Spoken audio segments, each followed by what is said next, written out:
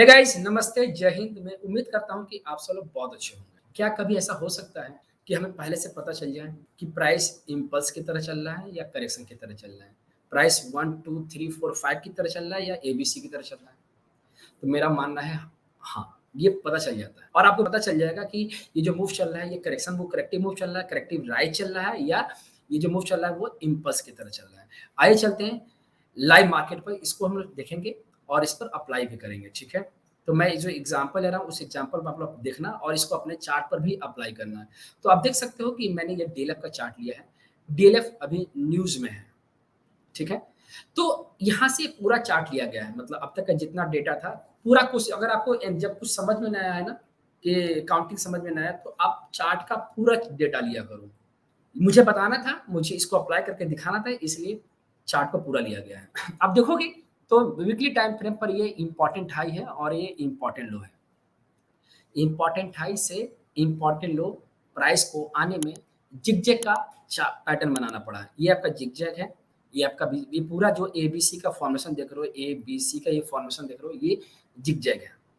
इस जिगजैग में 2 मूव, जैसे किसी भी करेक्शन में ध्यान रखना, एबीसी का करेक्शन होता है, तो मैं सबको बताता हूँ, अपने स्टूडेंट को भी ये चीज़ बताता हूँ मैं कि अगर ये 3 मूव हैं, तो इन 3 मूव में 2 मूव्स, चाहे वो ए बी हो, चाहे वो ए सी हो, चाहे वो बी ए हो, कोई भी 2 मूव हो, वो स्पीड में ही रहेंगे।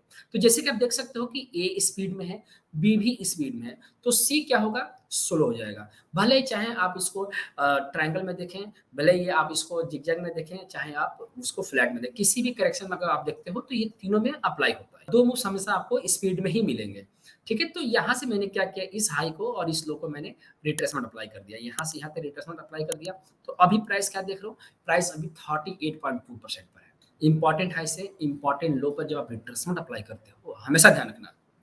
तो अगर प्राइस 38.2% 50% तक मूव कर चुका है, तब तक वो करेक्शन में ही रहेगा। अगर वो प्राइस 61.8% क्रॉस कर गया, तब वो इम्पल्स की तरफ मूव करना स्टार्ट करता है। हमेशा ध्यान रखना। अगर हमें पहले काउंट करना है, तो अगर प्राइस इम्पोर्टेंट हाई और इम्पोर्टेंट लो के बीच में 61.8% को क्रॉस नहीं करता है, तो वो क्या है? वो आपका करेक्शन है। वो इम्पल्स में काउंट नहीं होगा। आप उसको 1, 2, 3, 4, 5 नहीं रखोगे। ये ध्यान रखना। ये है, अब देखोगे तो बी से जो सी का मूव आया, ये ए 1, 2, 3, 4, 5 और हाँ, वेव सी में हमेशा आपको एंडिंग डायगोनल ही बनेंगे। बहुत लोग कंफ्यूज रहते हैं लीडिंग को लेकर, एंडिंग को लेकर, तो सी पर हमेशा एंडिंग डायगोनल ही बनेगा। आप देखोगे तो एंडिंग डायगोनल ही बना है। यहाँ पर 1, 2, 3, 4 और 5 रखा गया है। ठीक है? सी फिनिश हो गया। अब यहाँ से जो प्राइस का जो मूव गया है, ये भी आपका, अब यहाँ पे देखो, ये आपका एंडिंग डायगोनल हो गया सी पर, लेकिन आप यहाँ पे देखोगे तो ये आपका क्या है?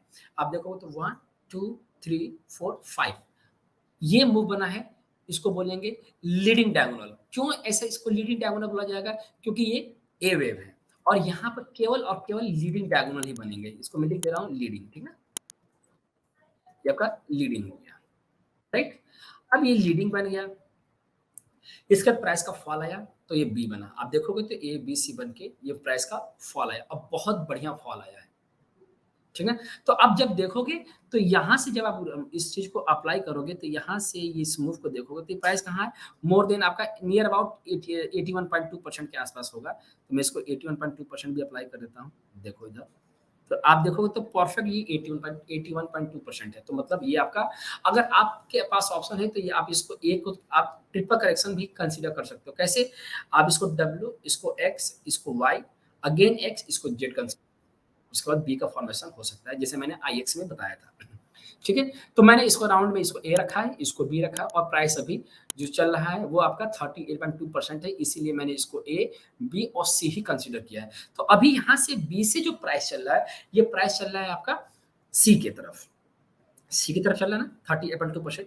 अब अगर 38.2% को क्रॉस करता है तो 50%, अगर आप 50% को क्रॉस करता है तो 61.8%, और जैसे ही वो 61.8% को क्रॉस करेगा तो ये पूरा चांस रहेगा कि जब भी ये 61.8% को रिट्रेस करके और जब भी इसको रिट्रेस करके नीचे के साइड आना शुरू करेगा, तो हर डिप आपको क्या कराएगा, ये बाइंग अपॉर्चुनिटी क्रिएट करेगा।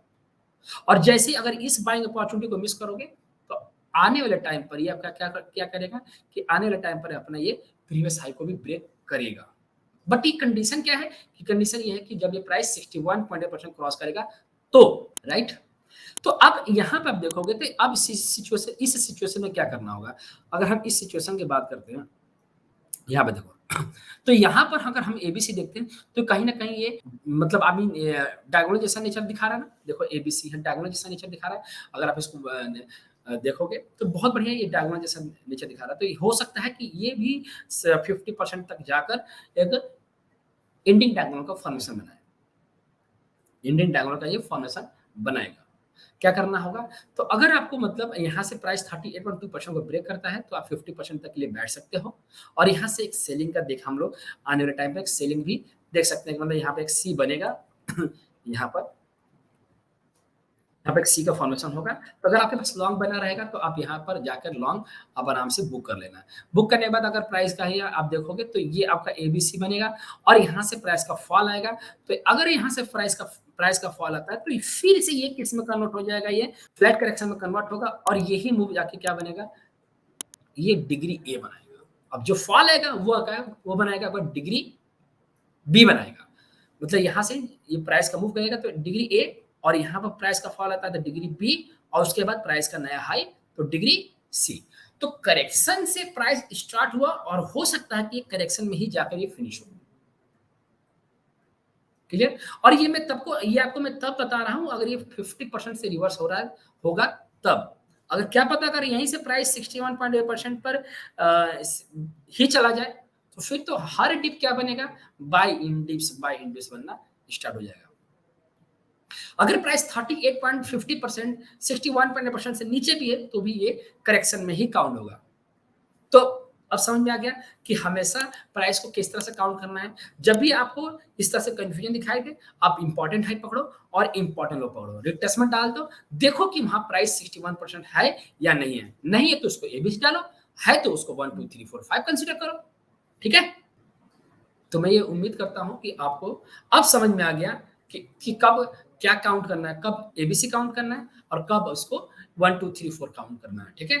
तो और हाँ, जाते-जाते आपको बता दूँ कि ब 24th जून से बैच स्टार्ट हो रही है। आप बिल्कुल भी मिस नहीं करोगे।